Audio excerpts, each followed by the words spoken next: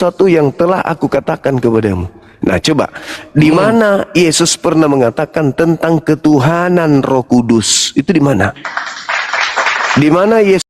Ya, pengantar ini singkat para sahabat. Mantep TV sudah standby. Di like, di subscribe, di share sebanyak mungkin untuk supaya mencegah sahabat-sahabat kita di luar sana tidak terpengaruh terhadap pemurtadan. Bagaimana Tuhan tidak berkata-kata dari dirinya, tetapi menunggu instruksi dari yang lain? Gimana itu, Bang? Bang Zuma. Bang Koko, di Alkitab tadi udah jelas kalau Roh Kudus itu cuman yang mengingatkan kan, cuman penghibur, berarti bukan Tuhan. Berarti udah jelas dong, Roh Kudus bukan Tuhan. Begini. Jadi hierarki tertinggi adalah Allah Bapa. Seperti yang kita lihat, meskipun kesannya setara, tapi Bapa itu gambaran dari Allah itu sendiri, Allah yang Maha Kuasa. Yesus itu ada ketika inkarnasi Allah ke dunia untuk menyelamatkan manusia. Ketika Yesus naik ke surga, Tuhan mengirimkan rohnya, yaitu Roh Kudus untuk orang-orang percaya, orang-orang yang mengimani ketuhanan Yesus. Jadi dikirimlah Roh Kudus itu. Roh Kudus itu tidak berkata-kata dari dirinya sendiri, Bang. Berarti dia bukan Tuhan. Masa kan ada Tuhan terbatas? Gimana ceritanya, Bang? Yesus Tuhan kok berarti kalau mau dikatakan seperti itu, Yesus juga nggak bisa melakukan apa-apa kalau nggak ada Bapa. Iya, makanya Yesus juga bukan Tuhan. Jadi Tuhan itu kan cuma satu, tentang yang mengutus Yesus. Yang mengutus Yesus itulah Tuhan. Yesus bukan Tuhan, Roh Kudus bukan Tuhan. Kenapa Yesus dan Roh Kudus sama-sama utusan Tuhan? Bagaimana Anda bisa menuhankan utusan? Kan begitu. Bang Zuma, jadi secara gampang kita berbicara mengenai Yesus itu bukan manusia yang menjadi Tuhan, tapi Tuhan yang menjadi manusia, dan itu dinubuatkan jauh sebelum Yesus itu sendiri lahir ke dunia. Kelihatannya harus diluruskan, Bang. Kalau Anda mengatakan Yesus itu adalah Tuhan menjadi manusia, itu nggak ada dalilnya. Dan kalau Anda mengatakan bukan manusia menjadi Tuhan, justru itu ada dalilnya. Manusia menjadi Tuhan. KPR 2 nomor 36. Jadi seluruh Israel harus tahu bahwa Yesus yang kau salibkan telah dibuat menjadi Tuhan. Jadi Yesus itu manusia yang dibuat. 2 nomor 36. 2 nomor 36. Jangan dibalik.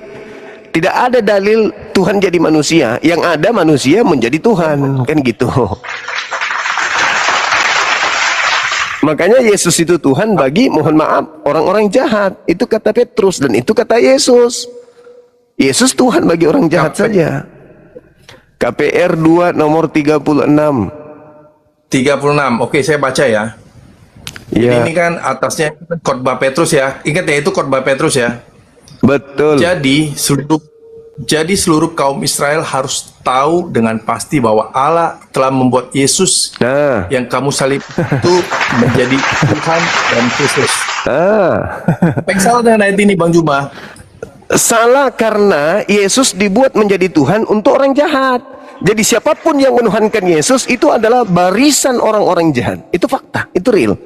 Karena khotbah Petrus itu mengkhotbahi mereka yang telah kufur terhadap Yesus, yang telah melanggar kemudian kekudusan daripada Tuhan dengan menjadikan Yesus orang suci ini sebagai korban di atas tiang salib. Maka dia, kata Petrus, karena kau telah membunuh dia, maka Tuhan menjadikan dia yang kau bunuh itu menjadi Tuhanmu. Maka berdukalah orang-orang yang menyalib Yesus. Kenapa? Karena mereka tahu bahwa yang mereka bunuh ini bukan Tuhan. Yang mereka bunuh ini adalah manusia. Tapi karena mereka dihukum, maka yang mereka bunuh ini dijadikan menjadi Tuhan bagi mereka. Coba Anda baca sampai data 40. Jelas itu. Jadi Bang Juma itu nggak seperti yang Anda bacakan seperti itu, nggak segampang itu. Nah, bagaimana? Roh Kudusnya kemana ini? Roh Kudusnya kemana? kalau mau mencerita tentang bahwa Yesus disalibkan hanya untuk orang-orang jahat apa segala macam, kita cerita dong dari awal penyaliban Yesus dan nubuat tentang penyaliban Yesus. Kan itu udah jelas banget kan bahwa Oke, baik. ketika manusia Silakan Bang. ketika manusia jatuh ke dalam dosa, Allah kan sudah melihat bahwa segala yang dibuat manusia itu nggak ada yang bisa sampai kepada Allah. Bahkan yang zaman-zaman korban segala macam itu kan sampai hadirnya Yesus itu kan sebagai domba Allah yang sejati. Domba Allah. Ini masuk karena korban yang doktrin ini Bang.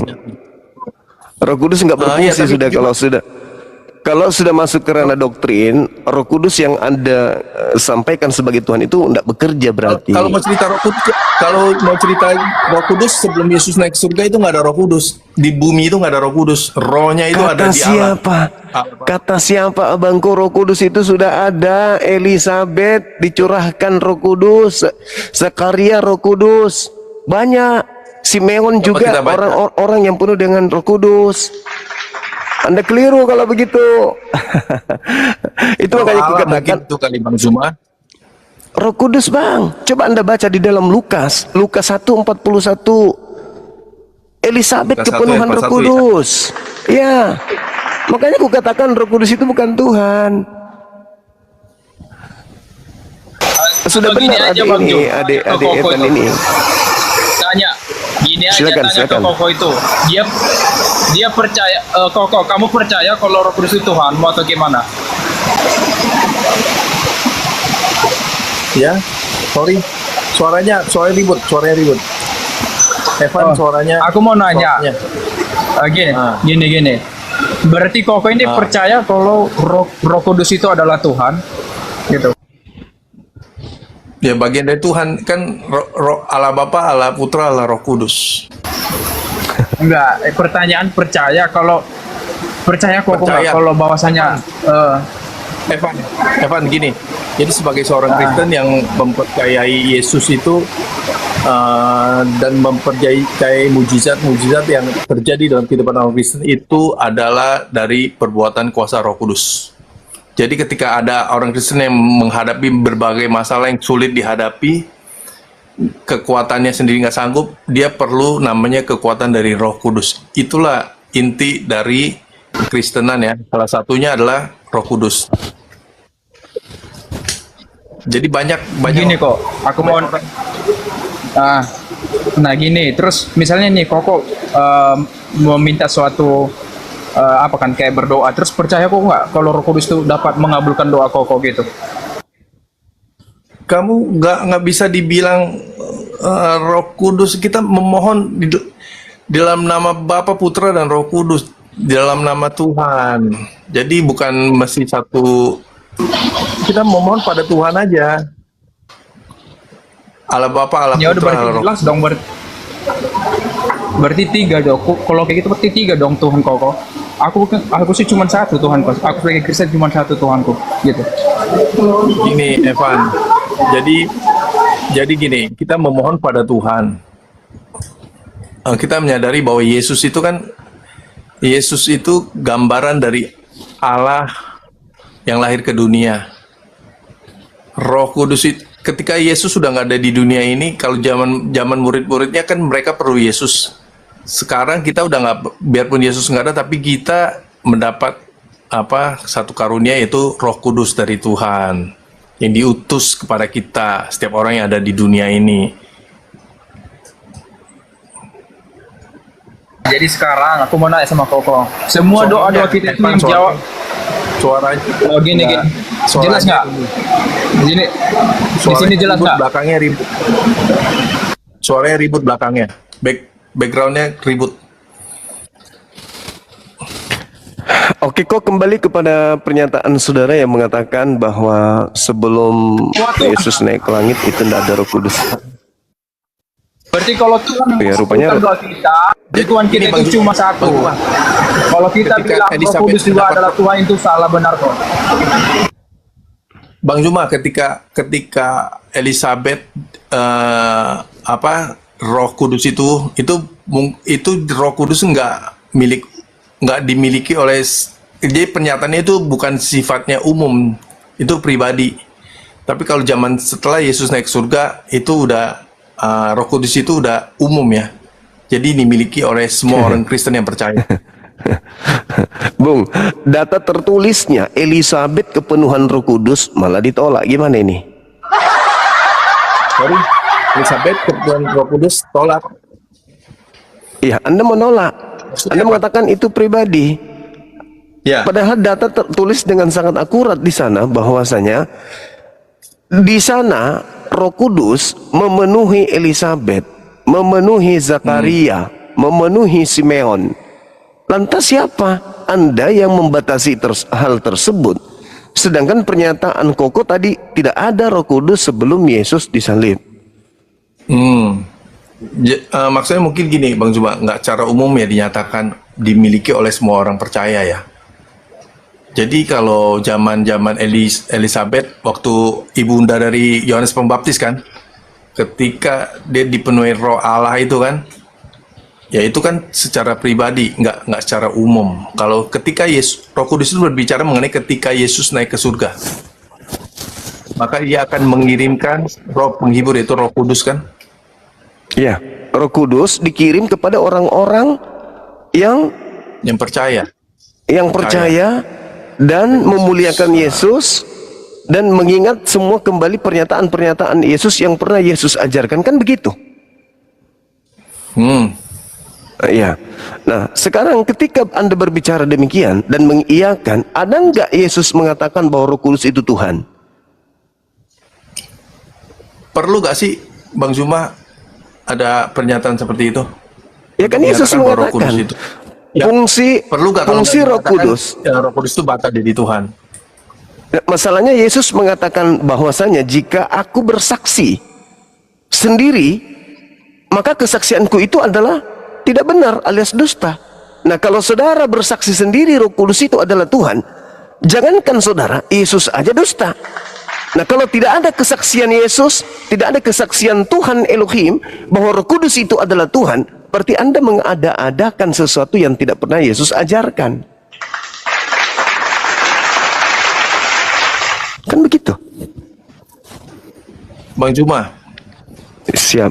pada saat Yesus menyinggung masalah Roh Kudus itu pun di detik-detik terakhir setelah dia akan naik ke surga toh. Pengangkatan. Betul. Waktu dia akan Benar naik ke sekali. surga dia katakan. Benar sekali. Jadi selama dia di bumi itu kan sedikit sekali dia membahas masalah Roh Kudus, bahkan nggak ada. Jadi bagaimana bisa dikatakan bahwa Yesus mengatakan Roh Kudus inilah Tuhan?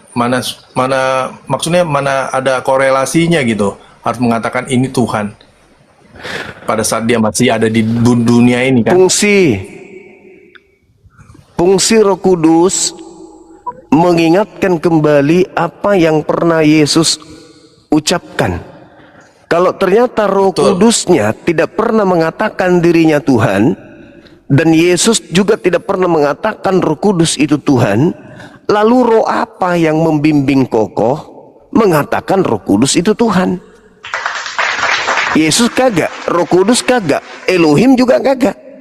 Lalu yang mengajarkan kokoh bahwa Roh Kudus itu Tuhan itu siapa?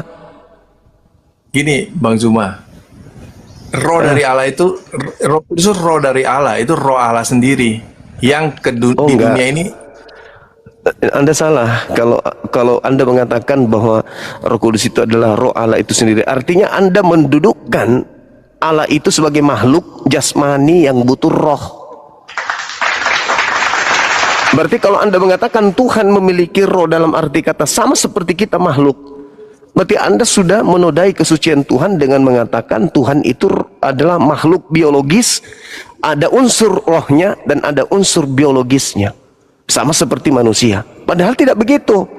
Kejadian 6 nomor 3, rohku tidak selama-lamanya berdiam dalam diri manusia. Bukan berarti Tuhan itu adalah makhluk yang punya roh. Yang dimaksud rohku di situ adalah roh ciptaanku. Tadi kejadian 6 ayat 3, rohku tidak bisa selama-lamanya ada di dunia ini. Makanya kan saya bilang, Bang Zuma, memang di dunia ini roh Allah tuh nggak bisa ada di dunia. Makanya diutus Roh Kudus. Lah, Gitu loh. Roh Kudus dengan rohku itu apa bedanya coba? Gini, Sama-sama sama-sama roh dari Tuhan. Rohku dari Tuhan, Roh Kudus dari Tuhan. Yohanes 14 nomor 26 tadi. Roh Kudus dari Tuhan, roh manusia dari Tuhan, sama-sama dari Tuhan roh itu. Semua roh itu berasal dari Tuhan. Segala sesuatu itu berasal dari Tuhan. Mazmur 33 nomor 6, Yesaya 55 nomor 11. Jadi segala sesuatunya termasuk roh itu adalah dari Tuhan. Tidak ada di alam bumi ini, di alam semesta ini yang bukan dari Tuhan. Semuanya dari Tuhan. Iya. Nah, cuman pemahaman bahwa Roh Kudus adalah Tuhan itulah yang kita pertanyakan. Dari mana dasarnya Koko mengatakan Roh Kudus itu Tuhan? Kan itu. Yesus tidak pernah mengajarkan, Roh Kudus sendiri tidak pernah mengajarkan. Lalu dari mana? Roh apa yang membimbing Koko mengatakan Roh Kudus itu adalah pribadi ketiga dari Tuhan? Kok jadinya ke agama Hindu, Trimurti gitu? Beda lah Bang Zuma. Jadi kalau di agama Hindu kan ada Brahmana, ada Siwa, ada dewa apa gitu ya. Ini kan bukan mengenai dewa, ini kan Tuhan sendiri, pencipta langit dan bumi. Iya, Brahmana pencipta, Krishna reinkarnasi, Wisnu itu adalah roh yang diutus untuk menyamai orang-orang Hinduisme. Bedanya di mana coba? Mereka mempunyai keinginan masing-masing loh. Sama seperti Yesus. Yesus dengan Bapa memiliki keinginan Nggak yang bisa. berbeda. Oh, nggak bisa. Beda, Yesus Karena, melakukan apa yang diperintahkan oleh Bapa. Nah, itu dia. Berarti dia tidak mengikuti keinginannya sendiri, bukan? Tapi keinginan Bapa Iya. yang menjadi kehendak prioritas Karena- utama yang diikutinya. Berarti Yesus karena punya dia kan- kehendak, Bapa punya kehendak. Dua masing-masing punya kehendak yang berbeda. Dia melakukan dia datang ke dunia kan melakukan kehendak Bapa karena memang karena ada kehendak dari Bapa maka ada Yesus. Makanya Yesus Inkarnasi Allah, mengakui, inkarnasi Allah loh.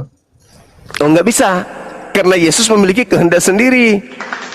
Inkarnasi dari Allah nggak ada, Yesus nggak ada kehendak dulu. Coba. Dia melakukan apa yang dilakukan di dunia ini melakukan kehendak Bapa kan, melakukan Coba kehendak Bapa tolong di surga. kasih, tolong Koko kasih saya data di mana Yesus itu reinkarnasi Bapa Elohim. Aku pengen dengar di Bang mana Zuma. dalilnya. Bang Zuma, Iya kok. Jujur saya memang nggak seperti Anda. Meskipun Anda Muslim, Anda mempelajari Alkitab secara detail. Kalau saya hanya membaca dan mempelajari yang penting-penting apa yang saya baca aja. Jadi saya kan tidak saya nggak mencari kelemahan ataupun kelebihannya ya. Jadi saya baca itu sebagai makanan rohani. Iya, Kalau Roh Kudus fungsinya berbicara mengingatkan. Roh Kudus itu datang fungsinya mengingatkan. Jadi kalau saudara tidak mengingat apa yang Yesus ajarkan, berarti nggak ada Roh Kudus pada diri saudara, kan gitu. Jadi gini Bang Zuma, esensi dari Roh Kudus itu gini. Ketika Allah melihat dunia ini jatuh ke dalam dosa, dia mengaruniakan anaknya yang tunggal. Supaya setiap orang yang percaya kepadanya tidak binasa, melainkan beroleh hidup yang kekal. Nah, ketika Yesus setelah Yesus salibkan, mati dan hidup lagi, bangkit lagi, dan hari ke-40 dia naik ke surga. Yesus udah naik ke surga, maka Yesus udah nggak hadir lagi di dunia ini. Maka dia mengaruniakan yang lebih hebat lagi, yaitu Roh Kudus, supaya setiap pribadi bisa mengalami ini kehadiran Yesus. Itulah Roh Kudus itu, Gimana? Bang Zuma. Saya heran juga ya, karena Yesus mengatakan, aku pergi, Bapa akan mengutus Roh Kudus. Fungsi Roh Kudus mengingatkan apa yang telah aku pernah katakan. Segala sesuatu yang pernah aku katakan, itulah yang yang akan dilakukan oleh Roh Kudus, kan gitu. Nah, sekarang Anda ada pada posisi di mana Roh Kudus tidak pernah mengajarkan sesuatu yang Anda imani. Begitu juga Yesus. Jadi Roh Kudusnya kemana perginya ketika saudara beriman Roh Kudus adalah Tuhan, Yesus adalah Tuhan, sedangkan Yesus tidak pernah mengajarkan itu. Roh Kudus pun tak mengajarkan itu. Dan fungsi Roh Kudus adalah mengingatkan segala perkataan yang pernah Yesus katakan di tengah-tengah kaumnya Bani Israel. Berarti bukan Roh Kudus yang ada pada diri Koko, roh lain. Iya dong. Bang Zuma, bagi setiap orang Kristen yang percaya pada Tuhan, Ya, percaya kepada Dia siapa? Roh Kudus itu ada dalam setiap hati orang percaya kepada Tuhan. Roh Kudus itu ada ke dalam hati setiap orang yang percaya. Tanda-tandanya adalah mengingatkan segala perkataan Yesus. Tapi faktanya Anda malah menyembah Yesus, menuhankan Yesus, beribadah kepada Yesus, mensetarakan Yesus dengan Elohim. Itu bukan Roh Kudus. Roh Kudus tidak pernah memiliki pengajaran seperti itu. Roh Kudus fungsinya mengingatkan. Bang Zuma, kalau cerita tentang menuhankan Yesus, jadi bagaimana seorang manusia bisa mentuhankan Tuhan yang begitu dahsyat itu tanpa mengetahui bagaimana, apa yang harus disembah gitu. Kalau dia nggak inkarnasi menjadi Yesus, sosok Allah sendiri yang hadir, ada wujudnya yang jadi gini, Bang Zuma, orang zaman dulu sebelum Yesus lahir, orang kan menyembah Allah itu gambarannya kan sadis banget. Salah aja sedikit mati. Mempersembahkan persembahannya bisa mati kalau salah. Melakukan keteledoran dalam beribadah aja pun bisa mati. Orang yang masuk ke dalam ruang maha kudus, kalau nggak benar-benar suci, itu mati loh. Betapa mengerikan gambaran Tuhan pada zaman itu toh. Pasti Anda udah mempelajarinya itu kan? Betul, Maka setiap imam yang masuk ke dalam ruang maha kudus itu, mereka ditaruh, kakinya diikat dan dikasih kerincingan. Supaya apa? Kalau dia benar-benar nggak suci, dia akan mati tempat itu. Ya, karena itulah Yesus diutus. Pernah dengar? Benar sekali. Ya. Pernah dengar. Makanya Yesus itu dahsyat gak mengingatkan. Tuhan pada saat itu gambarannya? Jadi bagaimana dahsyat gak sih gambaran Tuhan pada zaman itu? Tapi sederhana kali. Itu di ruang, sederhana sebenarnya. Itu di ruang maha kudus. Sederhana sebenarnya. Itu termaktub di dalam Ulangan 28 itu. Kalau kamu taat kepada perintah yang kudatangkan kepada Musa, kau hidup. Tapi kalau kau tidak taat kepada apa yang kuturunkan kepada Musa, kau mati. Sederhana kok itu. Makanya Yesus datang mengajarkan untuk kembali kepada hukum Musa. Bukan malah jadi Helenisme, bukan menjadi politeisme. Tuhan kok turun menjadi 3, menjadi burung merpati, menjadi manusia. Itu nggak pernah Yesus mengajarkan itu. Justru karena orang-orang Yahudi diajarkan untuk jangan ada ilah lain, tetapi mereka membuat ilah lain, makanya mereka dihukum. Ya. Benar. Nah, kenapa orang-orang Kristen ini tidak dihukumi oleh Tuhan seperti Tuhan menghukum orang-orang Yahudi? Karena sejatinya Tuhan Elohim tidak pernah memberikan hukum terhadap orang Kristen. Orang Kristen ini hanya mengambil terjemahan kitabnya orang Yahudi, lalu mereka tambah-tambahkan dengan yang mereka sebut perjanjian baru dari catatan-catatan pewarta yang dituliskan berdasarkan atas kesaksian. Orang Yahudi lah yang menerima perintah, menerima titah. Orang Yahudi. Jangan ku menambah, jangan ku mengurangi. Orang Kristen gak pernah diutus Nabi kepada mereka, gak ada. Bang Zuma, berarti iya, gimana kok? Yang diajarkan Yahudi itu berarti benar dong, Bang Zuma? Yang diajarkan para nabi kepada Bani Israel, salah satunya adalah kelompok Yahudi, itu betul. Benar itu. Kenapa Bang Zuma nggak jadi orang Yahudi aja? Nah, pertanyaan yang sangat bagus. Hukum yang datang kepada Nabi Musa hanya mengikat keturunan Yakub. Orang yang bukan Bani Yakub masuk ke sana itu adalah serigala yang nyamar domba. Karena yang disebut domba hanyalah Bani Yakub, Yeremia 50 nomor 17. Begitu kok. Makanya Yesus berpesan kepada Bani Israel muridnya agar waspada kepada non-Israel yang datang nyamar domba padahal mereka adalah serigala buas. Dengan mengajarkan ajaran Anda, Koko, maka Anda sangat buas membinasakan anak manusia. Apabila kita mengajarkan bahwa Tuhan pernah turun jadi manusia, menjadi burung merpati, maka itu kita sangat buas membunuh manusia. Karena ajaran itu akan membinasakan manusia. Karena Anda sudah menodai kesucian Tuhan dengan mengidentikkan dia dengan manusia, dengan burung merpati. Itu adalah satu kebinasaan. Karena tidak boleh kita mengganggu atau merusak kekudusan Tuhan pencipta langit dan bumi. Jadi gambaran seperti burung merpati itu bukan seperti kita menggambarkan Tuhan yang maha besar itu dengan seekor burung merpati, Bang Zuma. Beda. Lalu apa, Bang? Jadi Bang Zuma gini, itu lambang Roh Kudus. Bukan, terus bukan apa berarti itu? kita nggak gambarkan Roh Kudus itu dengan binatang itu kan terlihat seperti ketika Yesus dibaptis, ketika naik ada burung merpati. Itu kan yang Anda maksud dilambangkan dengan burung merpati seperti itu kan? Iya, dia datang menyerupai burung merpati. Kok datang menyerupai burung merpati ketika Yesus dibaptis? Iya, dia turun Ada- dalam rupa. Ya, Dia turun dalam rupa burung merpati. simbol aja, bukan berarti itu Tuhan turun dalam bentuk burung. Bukan seperti itu gambarnya Bang Zuma. Kembali Dalilnya lagi ke begitu. tadi. Dalilnya Kembali lagi begitu ke Bang bagaimana? Zuma tadi yang mengatakan Yahudi. Jadi orang Kristen percaya bahwa di dalam Alkitab kan dikatakan bahwa kamulah bangsa yang terpilih, imamat yang raja, ini bangsa yang kudus, umat kepunyaan Allah. Jadi kita itu digambarkan seperti orang Israel, Israel secara rohani, bangsa yang sudah ditebus. Seperti itulah Bang Zuma, kalau Anda mengatakan bahwa turunan Yakub Israel itu, ya kita Israel secara rohani, orang yang percaya pada Yesus. Ini udah keliru ini. Nggak ada itu Israel rohani, itu nggak ada. Ini cara Paulus menjerat orang-orang di luar dari dirinya, sehingga menawarkan sesuatu metode atau cara atau tarekat atau jalan yang tidak pernah Yesus ajarkan. Aku diutus hanya kepada domba yang sesat. Tak ada ajaran itu. Yahudi rohani itu nggak ada. Bahkan kalau Anda melihat dalam Wahyu 3 nomor 9, orang non-Yahudi yang mengaku-ngaku dari Bani Israel, mereka itu adalah jemaat iblis. Kitab Anda sendiri yang menerangkan itu. Jadi orang yang bukan jemaat Yakub, tapi ngaku-ngaku keturunan Yakub, maka mereka adalah jemaat iblis. Wahyu 3 nomor 9. Itu dalil. Makanya memang ngeri agama Kristen ini, ngeri bila mana cuman mengikuti doktrin gereja, tidak membaca dalil. Kenapa?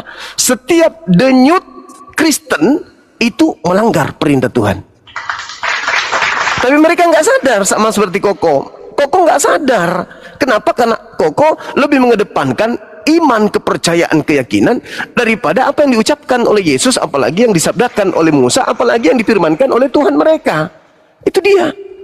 Kelirunya itu di situ. Padahal jelas di kitabnya orang Yahudi, Yeremia 50:17. Domba adalah Bani Yakub. Di luar Bani Yakub ya serigala. Kalau nyamar-nyamar menjadi Bani Yakub ya serigala. Itu dalil. Jadi Bang Juma, intinya Bang Juma mengatakan udah baca tuh Bible tuh, udah Ya. pelajari dong. Siap. Sampai pada yang terakhir Wahyu itu kan, tapi terakhir Wahyu kan, Anda udah pelajari Saya belajar. dan Anda masih menganggap bahwa Yesus itu bukan Tuhan. Oh jelas. Semua ucapan Yesus dari A sampai Z itu ucapan manusia semua tuh.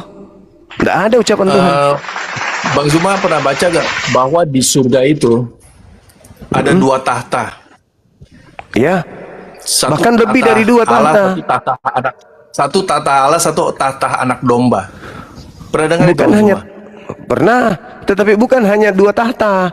Bahkan ada 12 tahta. Bahkan lebih dari 12 tahta. Tapi pada intinya Yesus sendiri di dalam surat Paulus mengatakan bahwa dia akan menaklukkan dirinya dan hanya akan ada satu Tuhan saja, yaitu Allah. Itu tertuang di dalam kitab saudara 1 Korintus 15 nomor 28. 2 Korintus, sorry. Jadi fakta tertulis dengan jelas bahwa Yesus akan menaklukkan dirinya sendiri dan yang ada hanya Allah saja. Jadi Bang Juma gini, kalau Bang Juma kan udah pelajari di kitab Wahyu 22, kitab terakhir Wahyu itu dikatakan bahwa ada dua tahta kelak, tahta Allah dan tahta anak domba. Ya, Wahyu Ya, 22 ayat 1, terus. Bang Juma tuh. Jadi itulah bukti bahwa di surga itu ada dua tahta. Jadi jadi ada tahta anak domba, itu tahta Yesus dan juga tahta Allah Bapa. Iya, tahta Yesus sebagai utusan. Tahta Yesus sebagai utusan dan tahta Tuhan Bapa sebagai Tuhan. Mana bisa Beda lah. Mana bisa tahta itu berarti udah sejajar dong kalau udah di surga.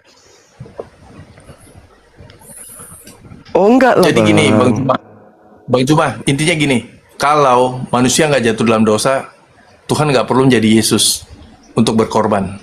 Intinya seperti itu loh, Bang Juma. Kelirunya di situ. Ini yang sebenarnya yang mengganjal telinga saya dari tadi. Anda melakukan fitnahan terhadap Adam. Tidak ada Adam itu mewariskan dosa kepada keturunannya, itu nggak ada. Itu sama sekali nggak ada. Itu fitnah. Itu fitnahan. Adam tidak pernah mewarisi dosa. Ketika Itu ucapan manusia Paulus, jatuh kan? dalam dosa. Iya, dosa itu kan turun temurun, Bang Zuma. Anak kecil yang baru anak kecil yang nggak usah diajarin nakal juga bisa nakal sendiri, itu karena dosa turunan. Oh, bukan. Anda salah. Anda keliru. Anda keliru itu. Nah, Kalau ada manusia datang ke bumi ini, lalu lantas kemudian mereka tidak memiliki karakteristik free will, maka dia nggak bisa menjadi pemimpin. Dia nggak bisa menjalankan amanat untuk menjadi pemimpin di bumi. Sedangkan Adam dan turunannya diutus ke bumi untuk menjadi pemimpin. Kejadian 1 nomor 26. Harus kita menaklukkan bumi ini dengan pengetahuan. Sedangkan manusia itu sudah diwariskan pengetahuan baik dan jahat dari Adam. Bukan mewarisi dosa, tapi mewarisi pengetahuan baik dan jahat. pengetahuan baik dan jahat itu kan karena akibat makan buah itu toh. Kalau dia nggak makan buah itu kan mereka nggak mengenal apa itu baik dan jahat, yang taunya baik aja. Oh, Buktinya tidak. ketika mereka telanjang mereka nggak malu, Bang Juma. Dia tidak mengenal baik juga, Bang Koko. Ya. Adam tidak tahu Kalau nggak ada baik. jahat ya nggak ada baik. Maksudnya gini, jadi pikiran karena ada yang jahat maka ada yang baik. Sebenarnya memang benar maksudnya gitu. Tapi ketika mereka rasa ketidaktaatan mereka, padahal sudah jangan makan buah itu, padahal buahnya itu pun sebenarnya nggak ada apa-apanya. Inti dari itu kan dia melanggar ketaatan. Nah, sekarang kalau misalnya Adam tidak makan buah pengetahuan itu, lalu bagaimana bisa menjadi pemimpin? Maksudnya Kayak kan dia Tuhan kan udah diutus kasih ke bumi. perintah untuk mengelola. Tuhan kan udah kasih mereka perintah untuk mengelola taman ini. Lalu bagaimana caranya dia diciptakan- mengelola kalau tanpa mengetahui baik dan jahat? Gimana caranya bisa mengelola? Sedangkan mereka telanjang aja, mereka nggak sadar kalau mereka telanjang. Bang Zuma kalau cerita bagaimana mereka mengelola kalau nggak ada pengetahuan ya, mereka bersama-sama dengan Tuhan loh Bang Zuma. Dengan Allah sendiri digambarkan di Alkitab. Kalau dengan alasan itu kenapa dia jatuh? Justru kan karena ketidaktaatan mereka. Loh, dia kan tidak tahu Ketidaktaatan baik dan manusia. jahat. Adam seperti bayi yang diperintahkan disuruh- jangan makan ini. Iya, kan ada perintah. Ketika ada perintah itu jangan dilanggar. Iya. Ketika dilanggar berarti kan dia sudah taat. Bagaimana seorang manusia tidak tahu baik dan jahat diberi perintah? Ayo, Itu perintah nggak sulit kok. Jangan doang kan, cuma jangan. Jangan iya sentuh. kalau orang yang ngerti, Jangan kalau orang yang ngerti baik buruk, Pasti mereka Mudah udah itu. mengerti dong, Bang. lah Pasti mereka udah bagaimana mengerti? Bang. Bagaimana bisa mengerti orang dia telanjang aja nggak sadar kok? Paling nggak mereka dibekali dong pengertian untuk hal-hal yang Saya tanya sama seperti Koko yang itu. jujur kok. Apakah Adam sadar sebelum makan buah pengetahuan baik dan jahat? Apakah Adam sadar kalau dia telanjang? Sadar. Sadar. Sadar. Dia tahu. Oh, nggak Tahu, tapi sadar dia kok, nggak nggak Dia tahu. sadar. Dia tahu dia Nggak sadar telanjang, dong. tapi dia ketika ada dosa itu yang bikin mereka malu. Bagaimana ceritanya mereka tahu telanjang? Nilai harga daripada telanjang aja mereka nggak tahu karena di situ belum ada nilai. Bagaimana mau ada Ketika- nilai? Tidak ada jahat, tidak ada baik, tidak ada nilai. Sama seperti seekor kera. Bagaimana kera bisa menilai dirinya sebagai berbuat jahat? Aku ini berbuat jahat. Kenapa aku telanjang loh? Ya nggak bisa. Orang kera nggak bisa membedakan mana baik mana jahat. Sedangkan manusia Adam harus turun ke bumi menaklukkan bumi karena dia dicipta memang untuk di bumi bukan untuk di Eden. Baiklah kami menciptakan manusia serupa dan segambar kami. Untuk apa? Untuk menguasai bumi, untuk menjadi pemimpin, menguasai laut, menguasai daratan, udara. Bagaimana caranya menguasai itu kalau dia nggak tahu baik dan jahat? Bang Juma barusan jawab tadi pertanyaannya. Iya. Serupa dan segambar dengan Allah. Berarti kan mereka pasti menyerupai Allah. Berarti ada pengetahuannya dong, bukannya kosong begitu aja, Bang. Nah justru kalau dia tidak mengetahui baik dan jahat, dia tidak serupa dengan Tuhan. harus serupa, maka dia harus tahu mana baik, mana jahat. Kira-kira Tuhan nggak tahu nggak? Tuhan apakah tahu baik dan jahat? Ya, Nah, Adam harus begitu juga. ya. Tapi kan kuasanya berbeda. Nah, makanya. Kalau Bang Zuma bilang Adam sama kayak Tuhan, ya Adam ya sama aja ke Tuhan gitu. Kan ada Loh, batasannya, Bang Zuma. Iya, Yang diciptakan makanya. dengan pencipta kan ada batasannya. Benar, Anda mau tahu baik dan jahat seperti apapun adanya, tetap aja ciptaan. Makanya Yesus itu sehebat apapun dia tetap aja ciptaan. Tidak pernah bisa jadi Tuhan, apalagi Roh Kudus. Kan begitu. Yesus itu kan udah ada bersama-sama dengan Allah di dalam Yohanes 1 keliru. kan udah dijelaskan. Keliru. Mulai ada firman. Yesus menjawab, Yesus membantah itu, Bang. Yohanes 8 nomor 42. Aku ada, Bapak aku ada sebelum Bapak apa? Aku ada setelah Bapak itu ada lebih dulu. Coba Anda baca tuh. Bentar, Yohanes, kita lihat ayatnya. silakan. Oke, Yohanes berapa? Silakan. Yohanes Yohanes berapa, 8:42. Bang? 8:42. 8 ayat 2 ya. Oke. Oke. Kata Yesus kepada mereka, "Jikalau Allah adalah Bapakmu, kamu akan mengasihi aku. Sebab aku keluar dan datang dari Allah. Dan aku datang bukan atas kehendak sendiri, melainkan dialah yang mengutus aku." Nah, tuh. Yesus datang bukan atas kehendaknya sendiri.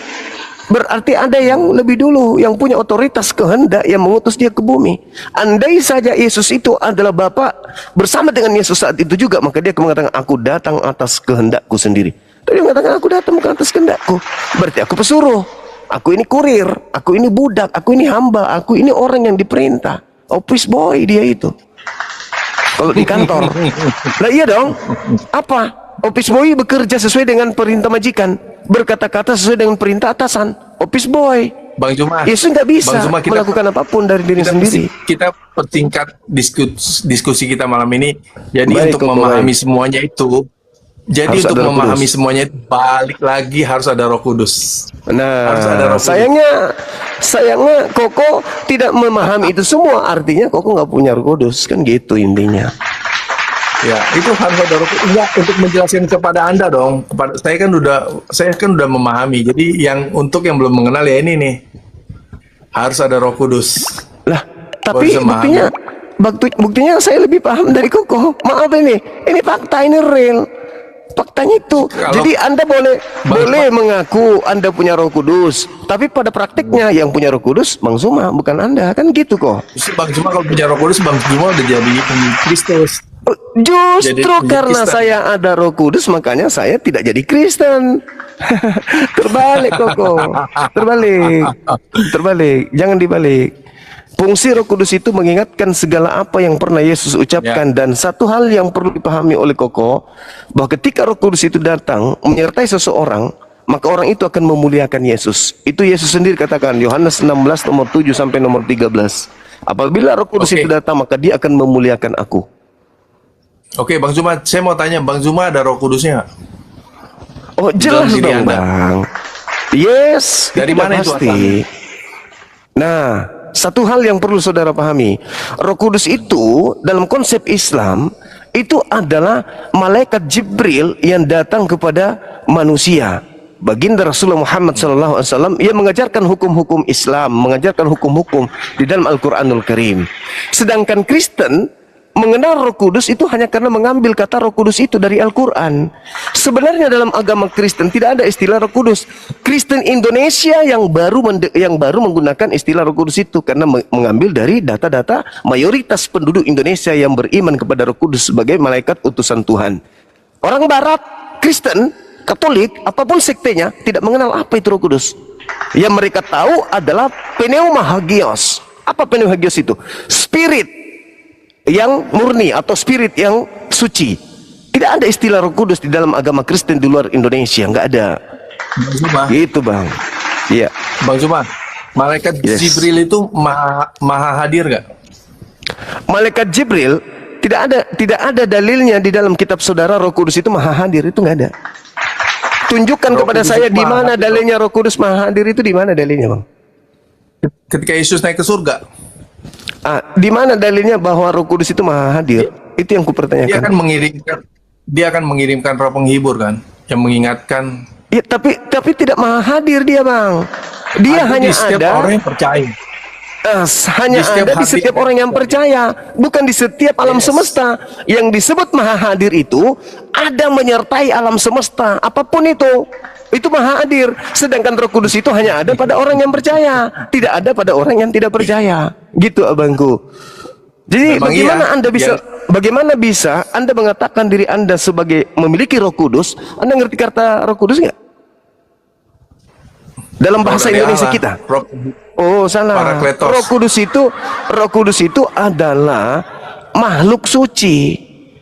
Makhluk suci. Roh itu makhluk, kudus itu suci. namanya udah roh, Bang. Masa makhluk sih? Lah iya dong. Jadi roh itu apa menurut Roh Abang? itu- Definisi roh apa?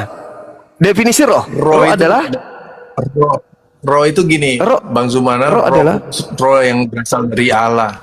Roh dari iya, roh Tuhan. Tapi nggak bukan. kelihatan. Definisi Nggak roh dulu. kelihatan, tapi Definisi roh. kelihatan. Kita menggunakan bahasa Indonesia. Roh adalah Gini, Bang Juma, saya kasih contoh manusia itu terdiri dari tubuh, jiwa, dan roh. Ruh, iya. roh itu seperti yang dihembuskan Tuhan di mulut ketika dia membentuk manusia dari tanah, ditembuskanlah rohnya. Itu ya, roh itu kelihatan nggak kelihatan, tapi bisa dirasakan, Bang Ya Zuma. itulah disebut makhluk gaib, itu roh. Kalau diungkapkan secara bahasa mungkin agak sulit dijelaskan. Tapi kalau diberi contoh yaitu roh, ketika manusia diciptakan dari debu dan tanah itu. Tapi Bang Juma percaya gak manusia itu dari tanah? Saya percaya. Yes. Masa kan Tuhan bentuk-bentuk kan sebenarnya juga kan nggak, gambarannya kan itu juga sulit dijelaskan bahwa Tuhan yang maha suci, maha besar, maha kuasa itu bisa ambil tanah bentuk-bentuk jadi manusia lalu dihembuskan rohnya. Meskipun itu gambarannya seperti itu, mungkin juga nyatanya nggak seperti itu. Tapi yang pasti dia ada menghembuskan roh itu. Nah itu kalau mau dijelaskan roh itu apa ya, seperti itulah gambarannya. Jadi Seperti sebenarnya Bang gini Zuma. kok, saya paham. Ya. Sebenarnya gini, Tuhan menggambarkan segala sesuatunya itu berlandaskan kadarnya masing-masing. Manusia meskipun kadar- kadar itu maksudnya gimana keadaan. Bang Zuma? Keadaan. Kondisi ya. Ya. Jadi contoh, meskipun Tuhan meniupkan roh pada makhluk manusia, kalau tak ada air, bisa nggak hidup? Nggak bisa juga hidup. Kalau Tuhan mau bisa dong, kenapa enggak Bang Zuma? Enggak, kita berbicara mengenai kadar, keadaan. Kan berbicara keadaan. Misalnya diciptakan di bulan gitu nggak ada air, mati gitu. Ya, Maksudnya. berarti Tuhan menciptakan dengan konsep yang berbeda. Di bumi ini tanpa air manusia mati. Itu konsep, itu kadar, keadaan. Maka manusia itu tidak cukup hanya dengan roh. Manusia butuh yang lain. Itulah kesempurnaan ciptaan Tuhan. Dan segala sesuatu yang dibutuhkan manusia itu sama posisinya dengan roh. Semua berasal dari Tuhan itu.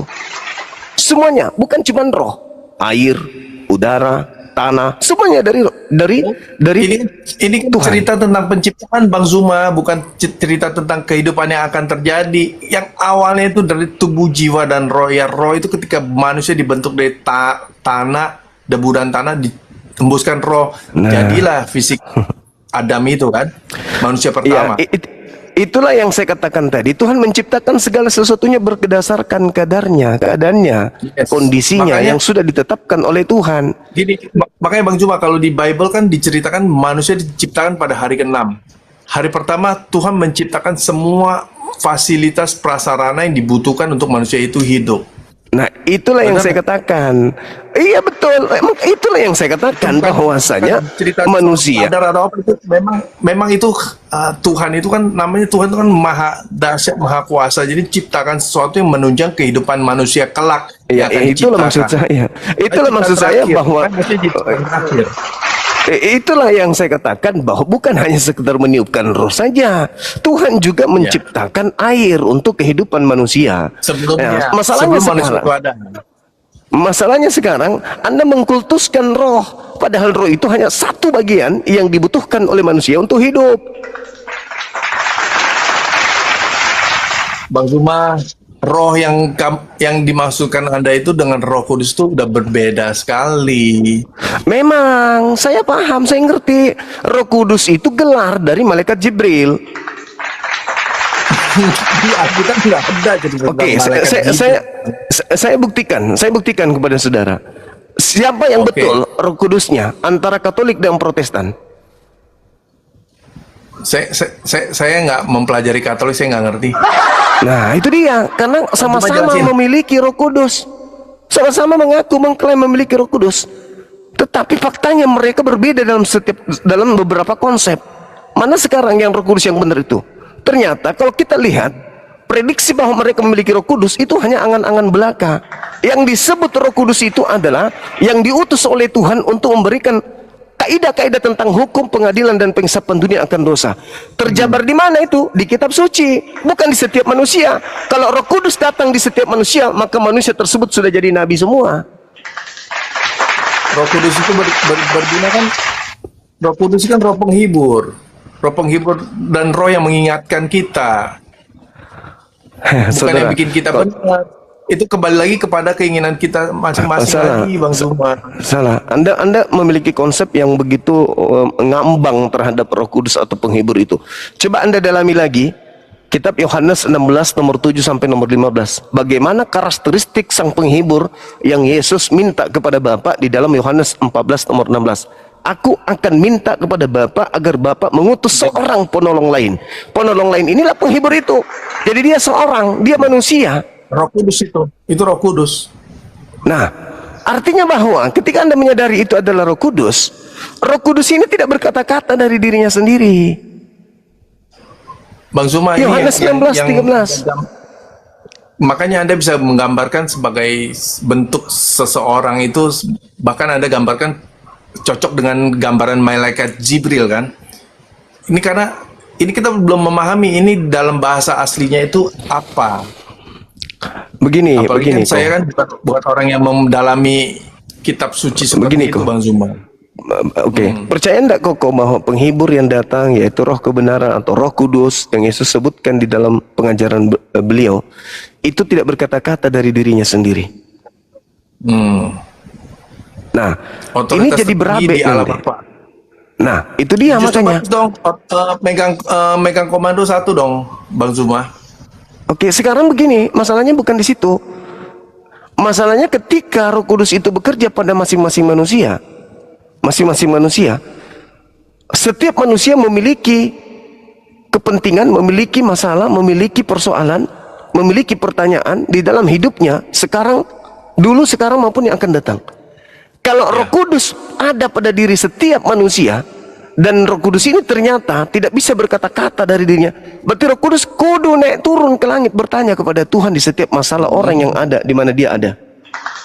Bukan Iya dong. seperti itu Bang Juma gambarannya. Loh, bagaimana ceritanya? Makanya Roh Kudus itu makanya itu sekali lagi Bang Juma menguatkan bahwa Roh Kudus itu adalah Tuhan. Dia nggak perlu naik turun, dia ada. Bagaimana ceritanya Anda mengatakan dia Tuhan sementara Yesus mengatakan bahwa dia tidak dapat berkata-kata dari dirinya sendiri. Apa yang dikatakan adalah apa yang didengarkan. Berarti dia tidak punya otoritas untuk memutuskan satu perkara di setiap manusia. Berbeda konsep dalam Islam. Kalau dalam Islam, Qul nazzalahu ruhul qudusi min rabbika bil haqq. Roh Kudus datang kepada Nabi Muhammad mengajarkan segala sesuatunya terkait hukum-hukum, keadilan dan pengisapan dunia akan dosa. Lalu Nabi Muhammad menuangkan hukum-hukum tersebut di dalam kitab bernama Al-Quranul Karim. Jadi setiap manusia punya permasalahan, solusinya ada di dalam Al-Quran. Kembali kepada apa yang diajarkan oleh Roh Kudus. Tapi kalau Roh Kudus itu ada pada diri orang-orang masing-masing, maka Roh Kudus ini akan bertanya dulu kepada Tuhan. Tuhan, ini ada hambamu punya masalah, apa yang harus aku katakan kepadanya? Tuhan berkata kepada Roh Kudus, katakan kepada si fulan begini. Ribet adalah yang benar ketika Yesus memiliki konsep adalah betul jikalau aku pergi, sebab kalau aku tidak pergi maka Roh Kudus itu tidak akan datang. Namun ketika ia datang, dia akan menyertai engkau selama-lamanya dan mengingatkan segala apa yang pernah aku ajarkan kepadamu. Sekarang permasalahannya di mana? Permasalahannya di mana? Kalau murid Yesus bertemu dengan umat Islam yang memiliki Roh Kudus yang datang kepada Nabi Muhammad mengajarkan Al-Quran, maka kami sekata dengan murid Yesus. Tapi kalau murid Yesus datang hari ini bertemu dengan orang Kristen, akan terjadi dua kelompok yang sangat berbeda laksana langit dan bumi. Mana Roh Kudus itu? Bang Zuma, Anda Muslim, saya Kristen. Saya Muslim. Teman saya 90% Muslim. Kita bisa kok duduk bareng, kita bisa kerjasama. Oh, bukan di situ permasalahannya. Ini kita berbicara. Saya juga menganggap ajaran Nabi Muhammad benar kok. Saya nggak bilang salah. Saya juga nggak mau. Jadi gini Bang Zuma, kalau Anda berkata bahwa masing-masing orang ada Roh Kudus, masing-masing orang mempunyai keinginan, maka bisa bentrok apa segala macam. Saya rasa Roh Kudus itu gambarannya bukan seperti sebuah perintah dalam komputer. Sayangnya Yesus mengatakan begitu. Sayangnya Yesus mengatakan begitu. Saya percaya Yesus, Bang. Yesus di dalam Yohanes 16 nomor 13 dia mengatakan apa? Ketika ia datang, dia tidak berkata-kata dari dirinya sendiri, melainkan apa yang didengarkan itulah yang disampaikan. Lalu bagaimana mungkin Anda mengatakan konsep Roh Kudus itu seperti yang Anda gambarkan? Sedangkan Roh Kudus ini, Bang Zuma mengamini salah satu firman di Alkitab. Bagaimana dengan Bang Zuma menerjemahkan Yohanes 14 ayat 6? I am the way, the truth, and the life. Jalan kebenaran dan hidup. Sangat betul sekali. Sangat benar. Oleh karena itu jangan Anda tuhankan, karena dia hanya jalan. Jangan diilahkan. Dia jalan menuju ke Monas, bukan Monas. Dia datang ke tengah-tengah manusia, mengajarkan kaidah, metode, cara untuk sampai kepada Tuhan. Dengan cara apa? Bukan menuhankan dirinya, tetapi mengikuti pekerjaannya. Makanya dalam Yohanes 10 nomor 27, apa kata Yesus? Aku mengenal pengikutku, pengikutku mengenal aku, mereka mendengarkan suaraku. Dan mengikuti aku. Iya, domba. Ya, kembali kepada Bani Israel. Dombaku mengikuti aku. Udah bukan Bani Israel lagi, Bang Zuma, itu berbicara mengenai orang percaya, bukan lagi mengenai Bani Israel. Nah, ini kelirunya itu di situ. Makanya nanti, mohon maaf, makanya nanti ketika Anda bertemu dengan Yesus, Yesus terheran-heran. Nah, ini siapa ini kok ngaku-ngaku pengikutku? Ini siapa nih? Maaf, sorry lah, aku tidak mengenal kalian. Loh, kami bernubuat loh pakai namamu. Enggak, aku tidak mengenal kalian. Loh, kami bermujizat loh pakai namamu. Enggak, aku tidak mengenal kalian. Muridku itu melakukan pekerjaan yang aku lakukan. Aku ke sinagoge, aku sabat, aku bersunat, aku puasa. Aku tidak makan babi. Aku ibadahnya hari Sabtu. Aku menyembah hanya kepada satu Tuhan, yaitu ilah Abraham, ilah Isa, ilah Yakub. Loh, kok kalian malah mengilahkan aku? Maaf, pergi dari sini. Aku tidak mengenal kalian. Kalian semua adalah pembuat kejahatan. Kan itu hanya tertuju kepada orang Kristen, bukan kepada yang lain. Matius 7, 22, 23 itu. Iya kan? Siapa yang menyebut Yesus Tuhan, bernubuat, mengusir setan, bermukjizat? Kan cuma Kristen doang. Berarti kalian hanya memiliki cinta, tapi cinta itu bertepuk sebelah tangan. Yang digambarkan seperti itu yang ketika Yesus mengatakan, nyala engkau pembuat kejahatan, aku tidak mengenal engkau. Lalu orang itu protes, aku sudah bernubuat, aku sudah melakukan mujizat atas nama segala macam. Itu kan bukan, itu kan bisa aja kan ada orang yang hidupnya benar, ada yang hidupnya nggak benar. Bisa aja ketika dia melakukan mujizat memang atas dirinya sendiri, bukan atas kehendak Tuhan. Jadi dia memakai otoritasnya sebagai gelarnya, mungkin sebagai hamba Tuhan atau pekerja atau apa. Jadi itu gambarannya ya, dia melakukan itu untuk kepentingan diri sendiri. Akhirnya Tuhan kan menolak mereka. Nyala engkau si pembuat kejahatan, aku tidak mengenal engkau. Ya, itu betul. Tetapi bukan sesederhana itu kita menyelesaikan kasus itu. Kenapa? Yesus di awal pernyataannya, diawali data 15-nya. Kepada Bani Israel, Yesus berpesan agar waspada kepada nabi palsu yang datang kepada mereka. Menyamar domba pada mereka adalah serigala yang buas. Nah, kata murid, loh, gimana kami bisa mengenal dia, guru? Dari buahnya kau dapat mengenal mereka. Nah, buah-buah tadi, jujur kita akui itu hanya ada di Kristen. Berarti Kristen ini adalah buah dari nabi palsu tersebut. Maka apa kata Yesus di data selanjutnya? bukan buahnya doang yang akan dilemparkan ke neraka, tapi batangnya ditebang dan dilemparkan ke dalam api neraka jahanam. Kenapa? Setelah saya pelajari, ternyata karena mereka tidak melakukan kehendak Elohim. Kan kehendak Elohim jelas. Ulangan 28. Tidak ada kehendak Elohim menjadi Kristen, menyembah Yesus, makan babi, tidak bersunat, ibadah minggu, ke gereja, Natal. Enggak ada kehendak Elohim. Saya cari di mana-mana, kehendak itu enggak ada. Enggak ada Bang di Zuma, Bible. Iya. kalau disuruh ke gereja, mana ada zaman dulu orang beribadah sinagog.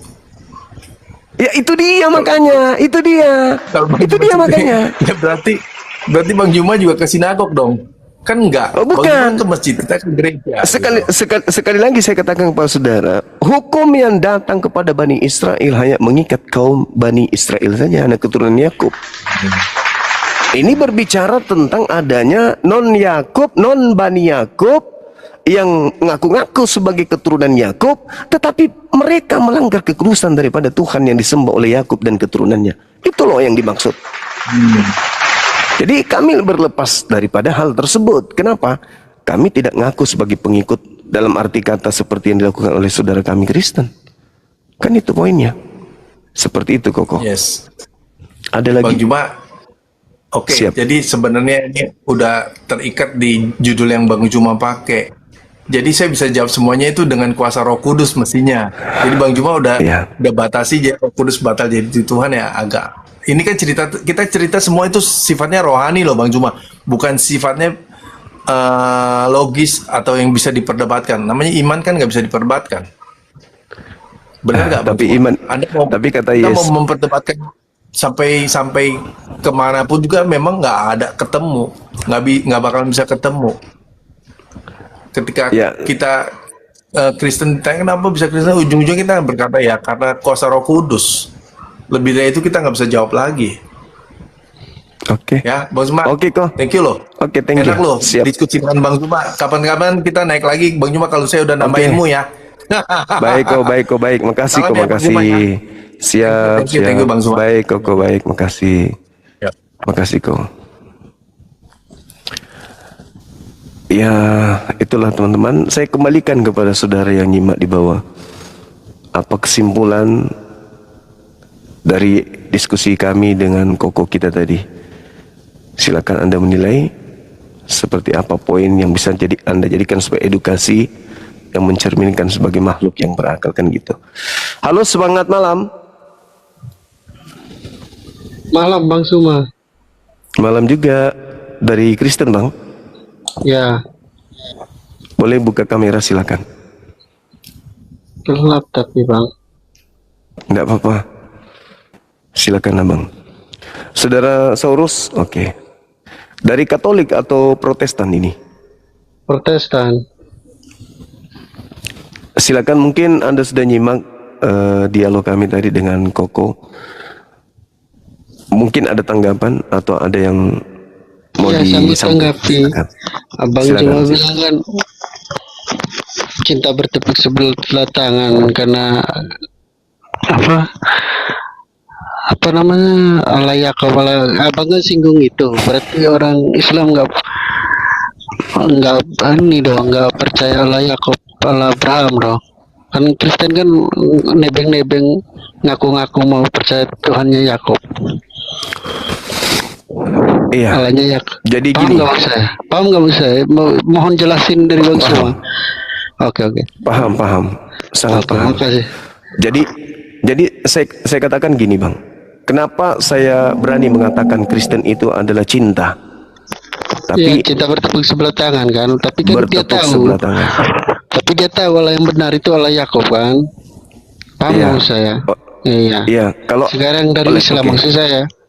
Oke, Berarti- baik. Kalau Anda tahu, baik.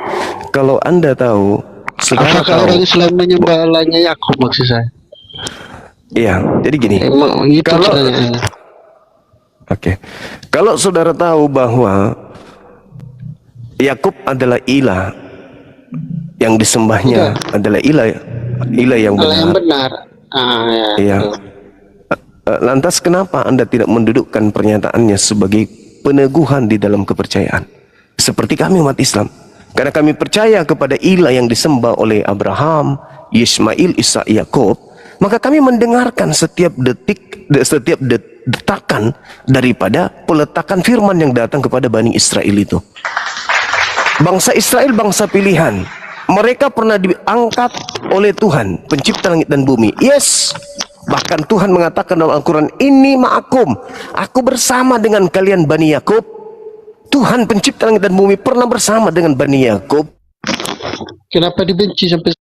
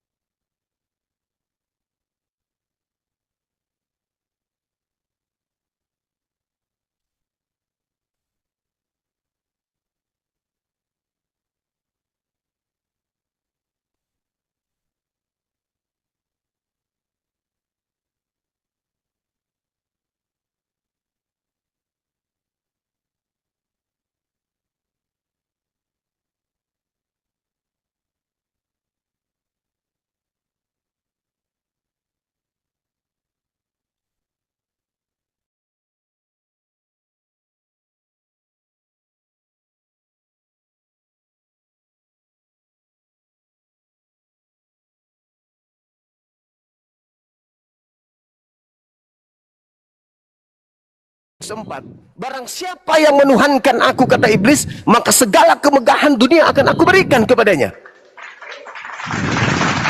Makanya di Islam itu apa? Ad-dunya sijnul mu'min wa jannatul kafir. Dunia ini adalah surganya orang-orang kafir. Kenapa menjadi surga bagi orang-orang kafir? Karena mereka adalah hamba daripada si iblis. Iblis berkuasa atas dunia ini. Yesus sendiri mengatakan itu.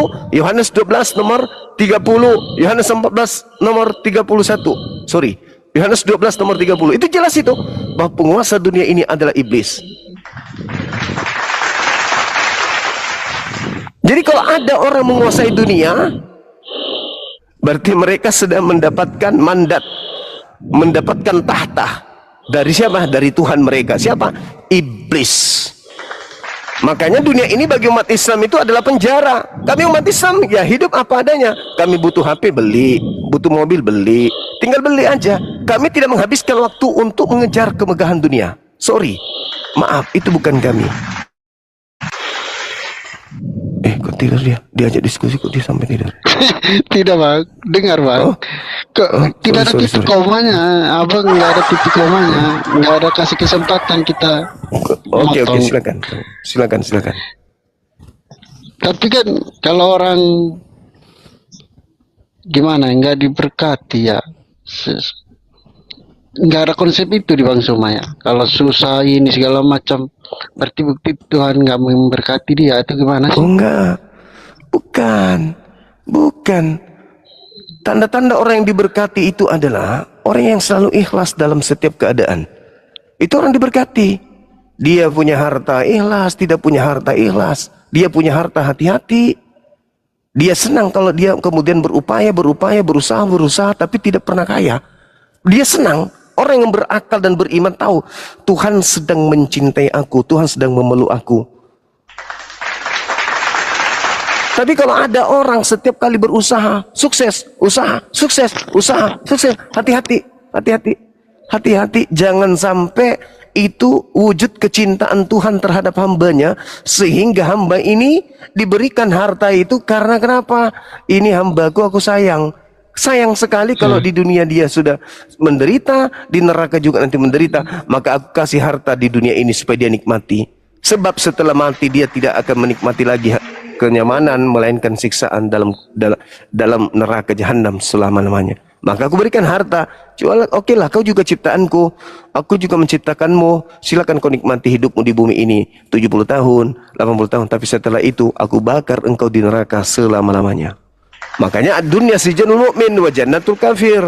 Dunia ini adalah surga bagi orang-orang kafir. Jadi kalau kalian mencapai puncak duniawi, ya wajar, karena dunia ini adalah surga kalian. Tapi setelah dunia hidup kekal, kalian sebaliknya dari kami. Kalian akan terpenjara di sana selama-lamanya. Begitu kawanku. Jadi salah kalau kita nilai berkat itu dari harta. Bapak, abang tahu nggak? Karena abang juga hafal Alkitab kan, apa baca Alkitab. Iya. Tahu. Gimana dengan doa Bapak kami? Penjelasan. Ya itulah doanya. Itulah doanya. Setiap kali kalian minta makan, bisa jadi Tuhan itu malas.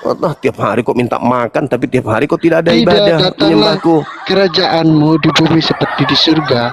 Gimana orang yang nggak tahu surga di bumi mau enak-enak, mau rasa surga dan ya itulah doanya yang timpang. Anda timpangnya di situ. Bagaimana menurut Suma? Datanglah kerajaanmu di bumi seperti di surga. Coba jelasin itu. Ya itu yang kubilang tadi. Ad-dunya sijnul mu'min wa jannah, kepada orang-orang kafir. Surganya orang kafir itu dipindahkan ke bumi. Itulah doa Bapak kami. Sehingga kalian hanya merasakan surga di bumi doang, nanti nggak merasakan lagi. Karena surga yang seharusnya Anda tidak rasakan, gitu? Maka surga diberi. Lah iya dong. Di dunia ini Anda abang udah pernah ke sana.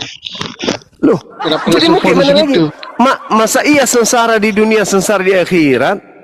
Iya, masa sampai setiga itu? Masa? Ya memang begitu Nggak adanya. pernah rasa surga di dunia. Terus Doa Bapa kami. Doa Bapa kami itulah yang cerminan yang dikatakan tadi, yang aku katakan. Wa jannatul kafir, dan dunia ini adalah surga. Surganya orang kafir itu dunia ini. Iya, doa Bapa kami itu nah. ya surga itu udah di ini maksudnya Kan surga kalian sudah di bumi kan, benar nggak? Makanya di bumi itu kalian ada aturan nggak? Nggak ada kan? Karena itu hidup seperti yang digambarkan oleh Paulus. Kalian jangan mau ditekan, jangan mau dikekang, jangan mau terikat, jangan mau tunduk kepada kuk penghambaan. Galatia 5 nomor 1. Kristus telah memerdekakan. Bahkan Kristen itu tidak lagi disebut hamba Tuhan. Kenapa nggak disebut hamba Tuhan lagi? Karena kalian itu pewaris surga. Kalian bukan hamba Tuhan. Karena kenapa? Kalian sudah menjadikan surga ini sebagai dunia ini sebagai surga kalian. Kan begitu. Benar nggak kerajaan surga itu turun ke bumi untuk Kristen? maksudnya begini. Kalau Doa Bapa kami itu. ya Ya begitu jadinya. begini. Ayo kalau penjelasan itu, kalau kita bahagia sejahtera, itulah yang disebut surga itu. Paham maksud saya, Bang? Iya, aku paham banget lagi. Paham sekali. Ya, jadi kalau orang yang nggak dapat berkat kan pasti kan nggak rasa itu gimana apanya. Jadi gimana dia mau rasa surga nanti di dunia aja dia nggak pernah rasa surga. Gitu loh. Iya, kan udah jelas itu. Kami di Islam udah sangat paham terkait dengan kehidupan saudara-saudara kami Kristen ini. Paham banget. Paham kali pun. Gimana ya? Saya bukan pendeta sih. Saya mau jelasin ke abang. Kalau mengenai kerajaan seperti di bumi seperti surga. Maksudnya suasana surga itu dibawa ke bumi. Maksudnya gitu. Bukan apa-apa. Suasana dari Oh, surga kalau gitu loh. ya itulah. Itulah yang saya katakan. Datanglah kerajaanmu. Seperti Berilah di bumi. kami setiap hari makan. Kan itu yang kalian minta. Setiap hari minta makan gitu. Ya kan? Makanan secukupnya, Bang. Bukan minta makan Iya, kalau Anda minta makanan secukupnya, kan masih ada makanan yang kemarin untuk hari ini. Kenapa minta lagi? Iya. Mantap, Bang. Semua banyak hafal ayat Alkitab. Hebat. Ya kan bicara Roh Kudus lagi kan. Tapi jangan dipotong-potong maunya semua aja. Semua diambil, Bang. Dari A sampai Z. Abang main potongnya. Kalau saya menguntungkan baca aja. semuanya, kalau saya baca semuanya sampai baca yang menguntungkan aja. Yang nggak rasa menguntungkan dilewatin. Gimana sih, Abang? oh bukan, semuanya aku pakai. Tergantung tema. Berarti pakai dong akulah jalan kebenaran dan hidup. Pakai nggak itu? Iya pakai dong. Yesus itu Terus jalan kenapa nggak bukan? percaya Yesus. Iya, kita nggak percaya Yesus. Jalan yang diajarkan Yesus nih. Aku diutus hanya kepada domba yang sesat dari umat Israel saja.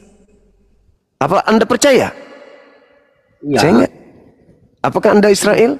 Apakah Anda Bani Israel? Israel cangkokan istilahnya kan.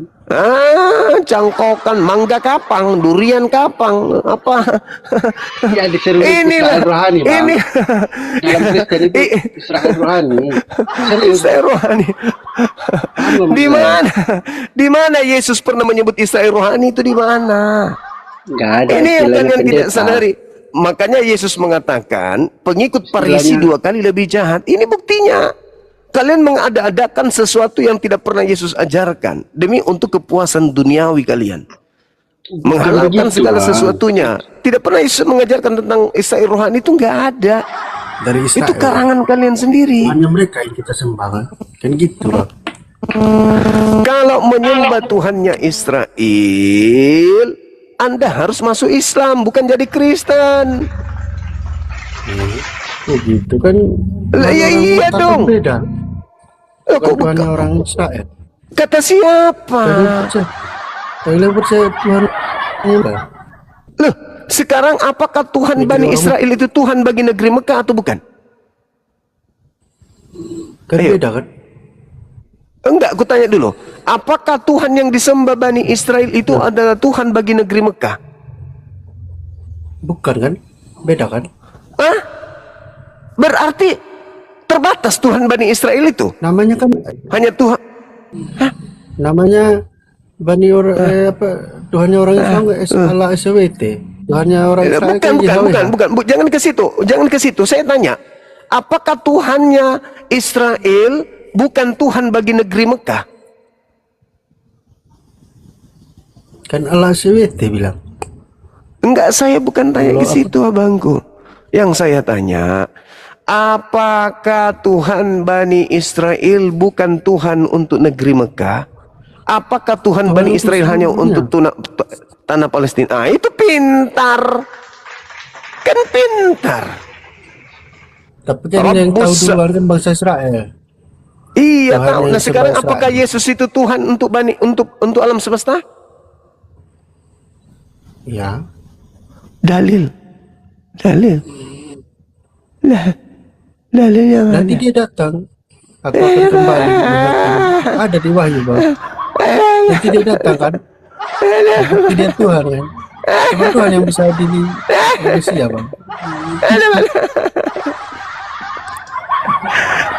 Aduh, inilah yang Yesus katakan. Orang Kristen itu orang neraka yang 2 kali lebih jahat daripada Bani Israel, yaitu orang Farisi.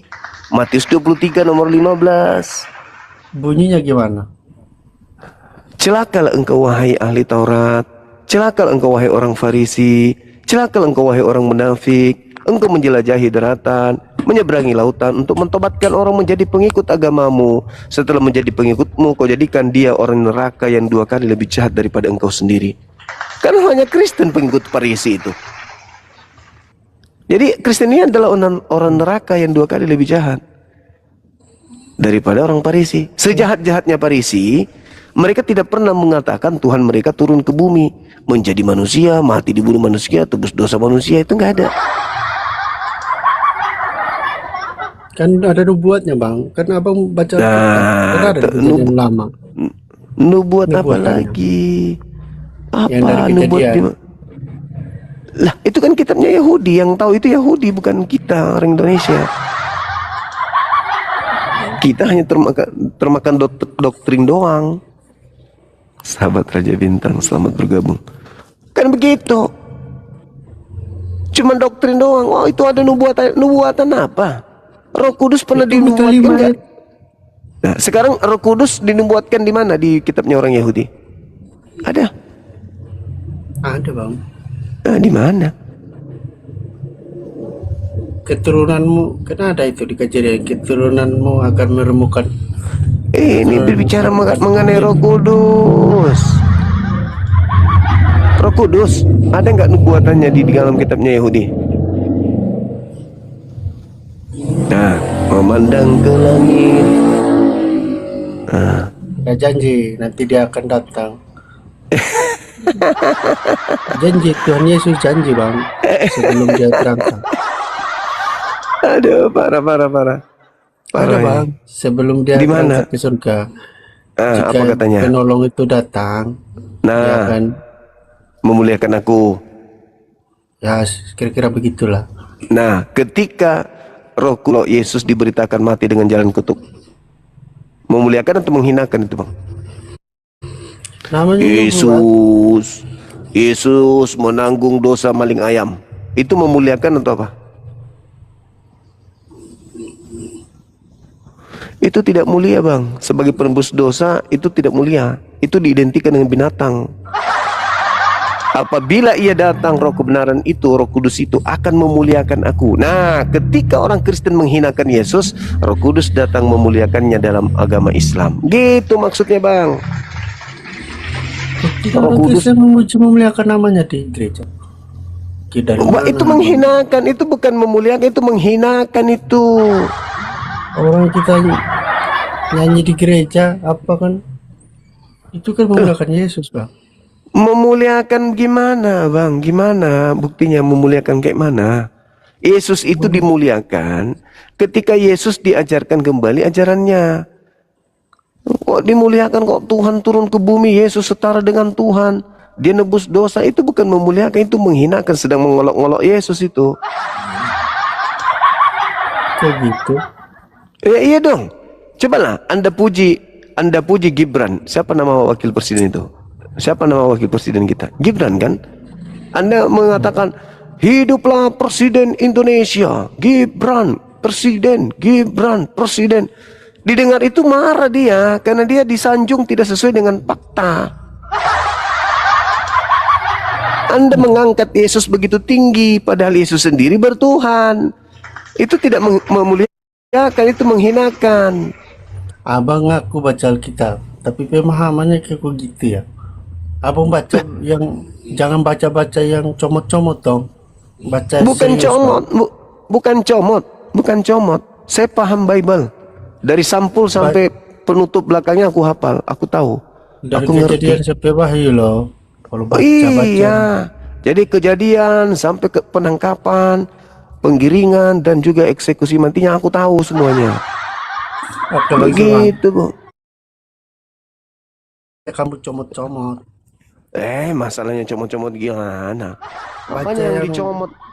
jangan baca yang menguntungkan doang. Oke, Bang Suma, besok lagi dah. Oke. Silakan, Bung. Silakan. Makasih. Hati-hati Ya. di jalan.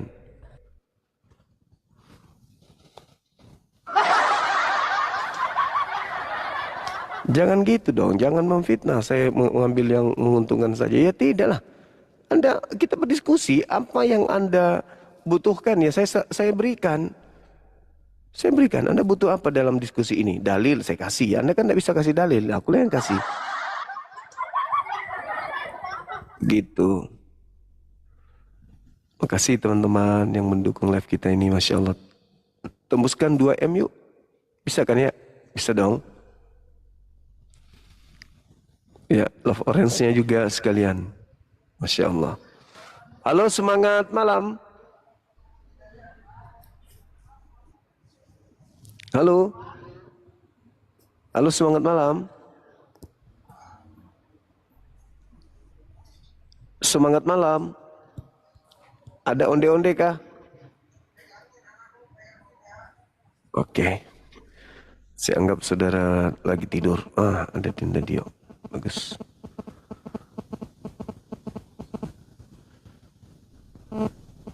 Silakan teman-teman yang bisa buka kamera naik. Yang tidak bisa buka kamera dibawa aja, buka telinga, buka hati, buka pikiran ya. Halo, semangat malam, saudara tak urus. Halo. Halo, selamat malam. Iya, malam-malam. Malam. Buka kamera bang, silakan.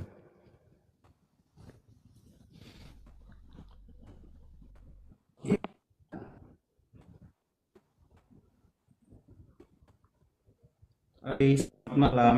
Halo. Iya sudah tadi. Silakan buka kamera. Halo, selamat. Iya. Sudah tadi. Sudah. Iya, buka kameranya bang. Halo. Sudah dibuka. Oke. Sudah dibuka ini. Oke. Lanjut bang, lanjut. Silakan Anda berikan pernyataan dulu terkait dengan Tuhan Anda yang datang menyerupai burung merpati. Silakan. Oke. Sebelum saya menjelaskan, seperti biasa saya mencari tahu dulu achievement mereka saudara sehingga mengangkat tema Kudus itu supaya bisa secara spesifik untuk menjelaskan hal ini. Oke, baik. Ya, Roh Kudus itu saya cari bahasa aslinya di Bible saya tidak temukan. Itu satu. Saya tidak menemukan ada kata Roh Kudus di dalam Bible bahasa asli Yunani. Kalau Roh HaKodes itu hal yang berbeda dengan konsep Kristen. Itu saya tidak temukan di Kristen. Oke. Kemudian yang kedua, Roh Kudus itu ada di dalam Bible tapi mencerminkan sosok yang datang kepada Maria yang pertama. ketika memberitakan tentang kehamilan Maria, Roh Kudus datang. Dan di situ ada Gabriel juga yang datang.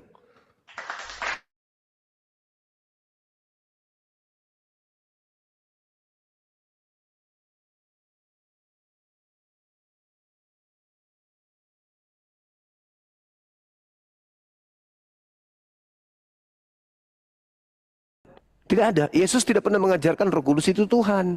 Roh Kudus tidak pernah mengajarkan dirinya Tuhan. Elohim tidak pernah mengajarkan Roh Kudus Tuhan. Jadi ini adalah doktrin dogma yang dianut 2000 tahun oleh gereja, tapi tidak terpecahkan oleh orang Kristen itu sendiri. Kenapa? Karena Kristen sejatinya menjadi Kristen bukan karena berilmu, tetapi karena doktrin dogma gereja saja. Demikian, silakan. Baik. Pertama, saya mau membantah terlebih dahulu terkait dengan statement Bang Suma bahwa tidak ada kata Roh Kudus di dalam Alkitab, ya. Padahal itu ada jelas banyak kata Roh Kudus itu yang dipakai dan ditulis di dalam Alkitab. Iya. Kata ruah itu jelasnya adalah menunjuk kepada Roh Kudus itu sendiri, Roh Allah. Mengapa saya katakan Roh Allah? Dari tadi saya memperhatikan Bang Suma tidak mau mengakui bahwa Roh Kudus itu dari Allah, ya. Roh Kudus itu adalah Roh Allah karena sebagaimana di dalam kitab Injil Yohanes pasal 4 ayatnya yang ke-24 di sana dikatakan Allah itu adalah roh. Dan barang siapa menyembah dia harus menyembah dalam roh dan kebenaran. Iya, dalam bahasa Yunani, Alkitab Perjanjian Baru itu Roh Kudus itu ruah. Sedangkan di dalam Alkitab Perjanjian Lama, bahasa Ibrani Roh Kudus itu dipakai dengan kata pneuma. Gitu ya. Terbalik Bang, terbalik. Diulang lagi. Terbalik. Iya, Terbalik. betul ya. Pneuma di dalam Perjanjian Baru dan ruah di dalam Perjanjian Lama, betul ya. Sorry. Nah, itu baru betul. Ya, betul. Lantas apa Bang Suma mau sikapi terhadap apa yang saya bantah tadi? Anda tidak membantah. Anda tidak membantah. Anda tidak membantah, sama sekali tidak membantah. Karena Anda menguatkan pernyataan saya bahwa di dalam kitab saudara itu tidak ada kata Roh Kudus. Anda mengatakan pneuma. Pneuma itu artinya roh. Bisa, hantu juga bisa. Nah, sedangkan kalau di dalam agama Yahudi bahasa Ibrani ruah itu adalah angin. Itu adalah udara. Bisa jadi oksigen. Itu dalam konsep dalam ajaran bahasa Ibrani yang dianut oleh saudara-saudara kita Yudaism. Makanya mereka tidak menyembah roh, sebab roh itu pada prinsipnya dalam rasa bahasa Indonesia itu merujuk kepada makhluk gaib. Oke. Sekarang saya sikapi ya. Tadi